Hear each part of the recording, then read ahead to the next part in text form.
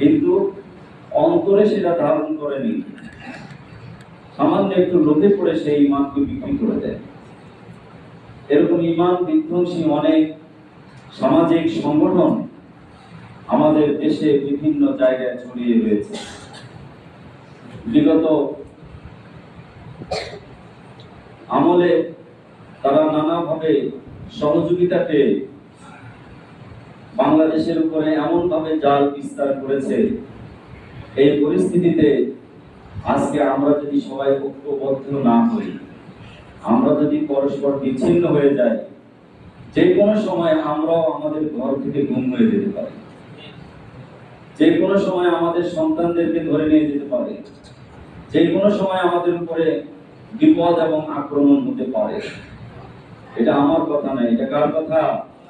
আল্লাহ রাব্বুল আলামিন বলেছেন। এবং আল্লাহ তাআলা সতর্ক করেছেন যে মুসলমান জাতির জন্য নবীজিকে বলেন, তোমার উম্মতের জন্য সবচেয়ে ভয়ঙ্কর শত্রু হলো এই পৃথিবীতে ইহুদি জাতি। তারা যারা ইহুদি। এরপরে শত্রুতার শ্রেণী বিভাগে তারপরের অবস্থানে রয়েছে মুশরিকরা, যারা আল্লাহর সাথে শিরক করে, অর্থাৎ এই হিন্দুরা, যারা নানা সময়ে বিভিন্ন শিরকের সাথে জড়িত। এই মুশরিকরা ইহুদিদের পরের অবস্থানে আছে। তারা এখন কি করছে? তারা যে সমস্ত অপতৎপরতার মাধ্যমে আমাদের ঈমানকে তারা নষ্ট করে যাচ্ছে। এক নম্বর তাদের কাজ হলো যে বিভিন্ন সেবামূলক কাজ করা করছে। স্বেচ্ছাসেবী সংগঠন মানুষের কাছে শোনাচ্ছে যে মানুষ যখন রোগাক্রান্ত হয় আমরা তার সেবা করি। কোন গরিব মানুষ ঘর করতে পারে না, তার ঘরটা করে দেই। কেউ খেতে পারে না, তার খাবারের ব্যবস্থা করি। বা কেউ তার সন্তানকে পড়ালেখা করাতে পারে না, আমরা লেখাপড়ার খরচ দিয়ে দিই। এই ধরনের নানা প্রকারের সেবার অন্তরালে তাদের উদ্দেশ্য একটাই, যে সহজ সরল মুসলমানদেরকে ঈমান নষ্ট করে তাদেরকে মুশরিক বানানো। জোরে বলেন আলহামদুলিল্লাহ। এই গেল এক নম্বর। দ্বিতীয় নম্বর হলো তারা নানা প্রকারের স্বেচ্ছাসেবী সংগঠনের অন্তরালে নানা ধরনের চরিত্র নিয়ে মুসলমানদের সামনে হাজির হয়। কাউকে দেখতে মনে হয় সে একজন মুসলমান, দাড়ি টুপি জুব্বা সবকিছুই আছে, কিন্তু সে প্রকার অন্তরে তাদেরই এজেন্ট, তাদেরই গোয়েন্দা। এটা আমাদের মাঝেও থাকতে পারে। ঠিক এই পরিস্থিতি এখন বিরাজ করছে। তো তাদের কাজ হলো যে মসজিদ, মাদ্রাসা, আলেম ওলামা এবং সাধারণ মুসলমান যারা ইসলামের গভীর বিষয়টা উপলব্ধি না করেই শুধুমাত্র ভাষা জ্ঞান দিয়ে ইসলামকে ধারণ করে চলে, তাদেরকে নানা প্রকারের কথা বলে, বিভ্রান্তিমূলক কথা বলে তাদের দলে ভিড়ায় এবং তাদের দলে অন্তর্ভুক্ত করে নেয়। বলে যে দেখো, আমি তো আমাকে দেখছো, আমি তো এই কাজ করি, অতএব এই কাজ করলে কোনো অন্যায় হবে না। তাকে এইভাবে নানা ধরনের লোভ দিয়ে, নানা ধরনের পদ পদবি দিয়ে, অথবা নানা ধরনের চক্রান্ত করে তাকে দলে ফেরানোর চেষ্টা করছে। ঠিক এই পরিস্থিতিতে আমাদের প্রিয় নবী জনাব রাসূলুল্লাহ সাল্লাল্লাহু আলাইহি ওয়াসাল্লাম সতর্ক করেছেন যে যখন তোমাদেরকে চতুর্দিক থেকে এভাবে নানা ধরনের ফিতনা তোমাদেরকে আচ্ছন্ন করে ফেলবে, তখন তোমরা ঈমানের উপর অটল এবং অমর থাকার জন্য চেষ্টা করবে। সাথে সাথে কোরআন এবং সুন্নাহর যে গভীর জ্ঞান রয়েছে, তারা যেভাবে বলে তাদের কথাগুলো হৃদয় দিয়ে উপলব্ধি করে সেই পথে চলবে। রাসূলুল্লাহ সাল্লাল্লাহু আলাইহি ওয়াসাল্লাম তিনি একজন মুমিন মুসলমানের সাথে যেমন আচরণ করেছেন, একজন কাফের অমুসলিমের সাথে তার আচরণটা কেমন ছিল। নবীজি যখন মক্কা থেকে মদিনায় হিজরত করে গেলেন, তখন মদিনাকে তিনি ইসলামী প্রজাতন্ত্র ঘোষণা করেছেন। মদিনা ইসলামী রাষ্ট্র। ঠিক এই অবস্থায় মদিনায় বেশ কয়েকটি অমুসলিম সম্প্রদায় বসবাস করত এবং তারা ট্যাক্স দিয়ে, জিজিয়া দিয়ে, কর দিয়ে তারা সেখানে থাকত। তো তারা বিভিন্ন চক্রান্ত এবং ষড়যন্ত্র করে যাচ্ছিল গোপনে গোপনে। এমন একটি ঘটনা ঘটে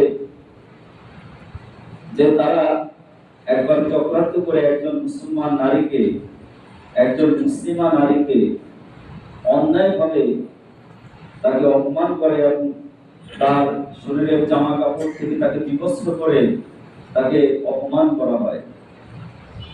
এই ঘটনাটা আমাদের প্রিয় নবী রাসূলুল্লাহ সাল্লাল্লাহু আলাইহি ওয়াসাল্লামের কাছে গেল। যখন তিনি শুনতে পেলেন যে একজন মুসলিমা নারীকে অপমান করা হয়েছে, নবীজি তদন্ত করলেন এবং জাস্টিফাই করে যখন উপলব্ধি করলেন এবং বোঝা গেল যে সম্পূর্ণ অন্যায়ভাবে তাকে এইভাবে অপমান করা হয়েছে, রাসূলুল্লাহ সাল্লাল্লাহু আলাইহি ওয়াসাল্লাম মদিনার সেই পুত্রকে, যারা যে অপরাধের সাথে জড়িত ছিল, বনি কায়নুকা, তাদেরকে তিনি প্রায় 12 থেকে 15 দিন অবরুদ্ধ করে রেখে দিলেন। সুবহানাল্লাহ। তাদেরকে অবরুদ্ধ করলেন এই জন্য যে তোমরা যে অপরাধ করেছো, এই অপরাধের জন্য প্রকাশ্য ক্ষমা চাইতে হবে এবং যে নারীকে তোমরা অপমান করেছো, সেই অপমানের বিনিময়ে ক্ষতিপূরণ দিতে হবে। তারা সেটা অস্বীকৃতি জানিয়েছে। নবীজি সাল্লাল্লাহু আলাইহি সাল্লাম সাহাবা আজমাইনদেরকে বললেন যে তাদেরকে তাদের বাড়ি থেকে বের হতে দিবে না, তাদেরকে অবরুদ্ধ করে রাখবে এবং যতক্ষণ না তারা নত না হবে, যতক্ষণ না পর্যন্ত তারা লজ্জিত না হবে এবং এর ক্ষতিপূরণ না দিবে, ততক্ষণ পর্যন্ত তাদেরকে সেখানে আবদ্ধ করে রাখবে, বন্দী করে রাখবে। পরবর্তীতে যখন তারা নবীজি সাল্লাল্লাহু আলাইহি সাল্লামের এই ফয়সালাকে মানেনি, আল্লাহ রাসূল সাল্লাল্লাহু আলাইহি সাল্লাম নির্দেশ দিলেন তাদেরকে মদিনা থেকে বের করে দাও। মদিনা থেকে তাদেরকে বের করে দেওয়া হয়েছে। একজন মুসলমানকে অপমান করবে আর তারা সেই মুসলমানদের সাথে বসবাস করবে, বিশ্বনবী মুহাম্মদুর রাসূলুল্লাহ সাল্লাল্লাহু আলাইহি সাল্লাম এই ব্যাপারে কোনো আপোষ করেনি। এমনকি নবীজি সাল্লাল্লাহু আলাইহি সাল্লামের ইতিহাস আমরা জানি। ৬ষ্ঠ হিজরিতে যখন তিনি হুদায়বিয়ার সন্ধি করলেন, এই সন্ধি চুক্তির মধ্যে সকল চুক্তিগুলোই মুসলমানদের স্বার্থ বিরোধী ছিল, সবগুলোই মুসলমানদের জন্য অপমানজনক ছিল। কিন্তু আল্লাহ রাব্বুল আলামিন বললেন যে এটা অপমানজনক বাহ্যিক দৃষ্টিতে মনে হলেও প্রকৃতপক্ষে মুসলমানদের বিজয় এখান থেকে সূচনা শুরু হবে। এবং দেখা গেছে হুদায়বিয়ার সন্ধির আর 2 বছর পরেই নবীজি সাল্লাল্লাহু আলাইহি সাল্লামকে আল্লাহ তাআলা বিজয় দিয়েছেন। তো হুদায়বিয়ার সন্ধির এই চুক্তিনামা যার হাতে দেওয়া হয়েছিল কাফেরদেরকে দেওয়ার জন্য, তাকে তারা বন্দী করে রেখেছে এবং হযরত উসমান রাদিয়াল্লাহু তাআলা আনহু এই কাফেলার সাথে ছিলেন। মুসলমানদের মাঝে একটা গুজব ছড়িয়ে পড়লো যে হযরত উসমান রাদিয়াল্লাহু তাআলা আনহুকে তারা বন্দী করে শহীদ করে দিয়েছে। হযরত উসমান রাদিয়াল্লাহু তাআলা আনহু নবীজি সাল্লাল্লাহু আলাইহি সাল্লামের অত্যন্ত প্রিয় সাহাবী এবং তার 2 মেয়ের জামাতা ছিলেন। হযরত উসমানের এই শাহাদাতের খবর যখন মুসলমানদের মাঝে ছড়িয়ে পড়ল, নবীজি সাল্লাল্লাহু আলাইহি ওয়াসাল্লাম তখন সকল মুসলমানদেরকে ডেকে বললেন, আসো আমরা শপথ করি, আমরা ওয়াদা করি প্রতিজ্ঞা করি কার সাথে? আল্লাহর সাথে আমরা এখন ওয়াদা করব। লাকাদ রাদিয়াল্লাহু আনিল মুমিনিন ইয ইউবাইউনাকা তাহতা আশ-শাজারাতি ফা'আলিমা মা ফি কুলুবিহিম ওয়া আনজালা আস-সাকিনাতা আলাইহিম ওয়া আযাবাহুম ফাতহান করিবা। আল্লাহ রাব্বুল আলামিন বলেন যে বায়াতে রিদওয়ান একটি বাবলা গাছের নিচে সাহাবা আজমাইনদের প্রত্যেকের হাতকে আল্লাহ রাসূলের হাতের সাথে স্পর্শ করালেন এবং সবার হাত সামনে নিয়ে শপথ করালেন যে সত্যিকারে যদি আমাদের সাথে হযরত ওসমান রাদিয়াল্লাহু তাআলা আনহুকে তারা হত্যা করে থাকে, এর বদলা না নেওয়া পর্যন্ত আমরা কেউ ঘরে ফিরে যাব না। এর প্রতিশোধ আমাদের সবাইকে সমানভাবে নিতে হবে। সুবহানাল্লাহ। ইসলাম মানে এই নয় যে আমি মার খেলাম আর ধৈর্য ধরে মার খেতেই থাকবো। নবীজি সাল্লাল্লাহু আলাইহি সাল্লামের জীবন ইতিহাসে এমন পাওয়া যায় না। ইসলাম যে কাজগুলো করছে এখন অত্যন্ত জঘন্যমূলক কাজ করছে তারা, যেটি আমরা পত্র পত্রিকায় দেখি, সামাজিক যোগাযোগে দেখি এবং মানুষের কাছে হাজার হাজার তথ্য প্রমাণ রয়েছে যে ফরিদপুরে একজন ইমাম সাহেব বেশ কয়েক বছর আগে ঘটনা, কারো হয়তো মনে থাকতে পারে, তিনি এভাবে মসজিদের মিম্বারে কোরআনের পক্ষে এবং তাদের যে সমস্ত অপতৎপরতা রয়েছে, তাদের যে চক্রান্তগুলো রয়েছে, সারা দেশে তারা যেভাবে সহজ সরল মুসলমানদেরকে ঈমান হারা করছে, এই বিষয়গুলো তিনি তুলে ধরেছেন। ঠিক তার 2-3 দিন পরেই তার লাশ পাওয়া গেছে, অর্থাৎ তাকে তারা শহীদ করে দিয়েছে। আমরা জানি যে 2019 সনে আমেরিকার প্রেসিডেন্ট ট্রাম্পের কাছে বাংলাদেশের একজন সাংবাদিক, এই ইসলামের সদস্য, সে বাংলাদেশের হিন্দুদের নামে তার কাছে মিথ্যা তথ্য দিয়েছে যে দেশের হিন্দুরা মুসলমানদের কাছে অনিরাপদ, মুসলমানরা হিন্দুদের বাড়িঘর সব জ্বালিয়ে পুড়িয়ে দেয়, তাদেরকে ঘর থেকে বের করে দেয়, তাদের কারণে আমরা দেশে বসবাস করতে পারি না। ট্রাম্পের কাছে সে মিথ্যা কথা বলেছে, জানেন কিনা সবাই? এই ধরনের শত শত প্রমাণ রয়েছে। সম্প্রতি সর্বশেষ যে ঘটনাটা তারা ঘটিয়েছে, এই গত 22 তারিখে টঙ্গীতে একজন প্রবীণ, একজন বয়স্ক ইমাম সাহেব, যিনি দীর্ঘ 17 বছর মসজিদের মিম্বারে বসে কথা বলেছেন, তিনি গাজীপুর সহ সারা বাংলাদেশের জেলা শহরগুলোতে প্রায় 68টি মন্দির রয়েছে তাদের। এই মন্দিরের আড়ালে তাদের প্রধান কাজ হলো যে তাদের মধ্যে যে সমস্ত যুবক শ্রেণীর ছেলে আছে তাদেরকে এদেশের সহজ সরল মুসলিম নারীদের পিছনে প্রেমের ফাঁদে তাদেরকে ফেলে। বিশেষ করে মহিলা মাদ্রাসার যে সমস্ত মেয়েগুলো আছে, অথবা আমাদের সমাজে যারা একটু দারিদ্র শ্রেণীর মানুষ, যাদের আর্থিক অবস্থা এত ভালো না, এই শ্রেণীর মানুষের যে মেয়েরা আছে তাদেরকে তারা প্রেমের ফাঁদে ফেলে। এক পর্যায়ে তাদেরকে বিয়ে করে, নিজের পরিচয় কখনো কখনো গোপন রাখে, কখনো কখনো প্রকাশ রাখে। বিয়ে করে এরপরে তাকে কখনো কখনো ধর্মান্তরিত করার জন্য চেষ্টা করে, অথবা তাকে ইন্ডিয়াতে, ভারতে পাচার করে, অথবা এই ধরনের আরো অনেক চক্রান্তের সাথে তারা লিপ্ত আছে, যেগুলো আমাদের প্রত্যেকেরই জানা উচিত। এই পরিস্থিতিতে যদি একজন মুসলমান হিসাবে আমরা তাদের ষড়যন্ত্র চক্রান্ত না জানি, তাহলে একজন মুসলমান দাবি করার এখন আর কোনো রাইট নেই, আছে? এই জন্য সমগ্র বাংলাদেশের প্রত্যেকটা মেম্বার থেকে এখন একটাই শুধু আওয়াজ, হটাও ইসকন, বাঁচাও দেশ, বাঁচাও ঈমান। বলেন সবাই, হটাও ইসকন, বাঁচাও দেশ, বাঁচাও ঈমান। কারণ তাদের যে লিডার চিন্ময় দাস, সে বাংলাদেশের পতাকার উপরে তাদের নিজস্ব পতাকা দিয়ে বাংলাদেশের পতাকাকে সে অপমান করেছে। তো সে বাংলাদেশ বিরোধী, রাষ্ট্র বিরোধী হবার কারণে তাকে গ্রেফতার করা হয়েছে। তার কর্মীরা তাকে ছাড়ানোর জন্য চট্টগ্রাম আদালতে খুব জঘন্য ঘটনা ঘটিয়েছে। এমনকি একজন তরুণ আইনজীবী সাইফুল ইসলাম আলিফ নামে একজন আইনজীবীকে তারা প্রকাশ্যে জবেহ করে হত্যা করেছে। এই ধরনের ঘটনা তারা একের পর এক ঘটিয়ে যাচ্ছে, একের পর এক ঘটিয়ে যাচ্ছে।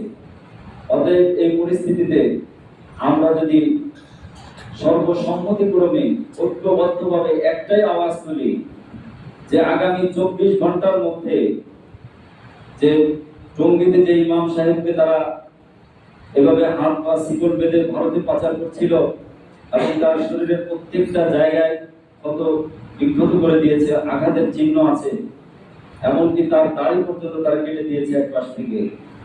এই ধরনের অপমান যারা করেছে উপযুক্ত দৃষ্টান্তমূলক শাস্তি এবং বাংলাদেশে ইসকনকে আগামী 24 ঘন্টার মধ্যে রাষ্ট্রীয়ভাবে নিষিদ্ধ ঘোষণা করতে হবে এবং সরকারের সর্বোচ্চ পর্যায় থেকে এই ঘোষণা দিতে হবে যে ইসকন নামক কোন সংগঠনের কাজ বাংলাদেশে চলতে দেওয়া হবে না। এবং তারা যে সহজ সরল মুসলমানদেরকে যেভাবে ধর্মান্তরিত করছে, যেভাবে সেবা দিয়ে যাচ্ছে, আমরা যদি সতর্ক না হই, আমরা যারা আজকে মসজিদে আসছি তারা হয়তো একটু জানছি, মুকাররম মসজিদ থেকে শুরু করে ঢাকা শহরে যত মসজিদ আছে সমগ্র বাংলাদেশের সকল মসজিদে প্রায় আজকে এটাই আলোচনা হবে। এই আলোচনার থেকে আমরা মুসলমানদেরকে একটাই মেসেজ দেই যে আপনি চরমনাই হতে পারেন, তাবলীগ হতে পারেন, জামাত হতে পারেন, বিএনপি হতে পারেন, যাই হোক না কেন, কিন্তু আপনার একটাই পরিচয়, আপনি একজন মুসলমান। অতএব এই মুহূর্তে আমাদের কোনো দলের পরিচয় নেই, আমাদের পরিচয় একটাই, হটাও ইসলাম, বাঁচাও দেশ, বাঁচাও ঈমান। ঠিক কিনা বলেন? আমাদের একটাই স্লোগান যে বাংলাদেশ থেকে এই ইসকনের সকল কার্যক্রম নিষিদ্ধ ঘোষণা করতে হবে। আমরা জানি এটা খুব সহজ বিষয় নয়, তারপরেও যদি বাংলাদেশের এই 17 কোটি মুসলমান অথবা 15 কোটি মুসলমান যদি আমরা এক আওয়াজ তুলি, 24 ঘন্টার মধ্যে ইসকনের সকল কার্যক্রম রাষ্ট্রীয়ভাবে নিষিদ্ধ করতে হবে এবং তাদের কোনো কাজ যদি আমরা দেখি, আমরা সামাজিকভাবে, ব্যক্তিগতভাবে সবাই সেটা বয়কট করবো ইনশাআল্লাহ। সাথে সাথে আমাদের নবীজির আদর্শ, আমরা কখনো আক্রমণাত্মক হব না, কখনো তাদের উপরে আক্রমণ করতে যাব না।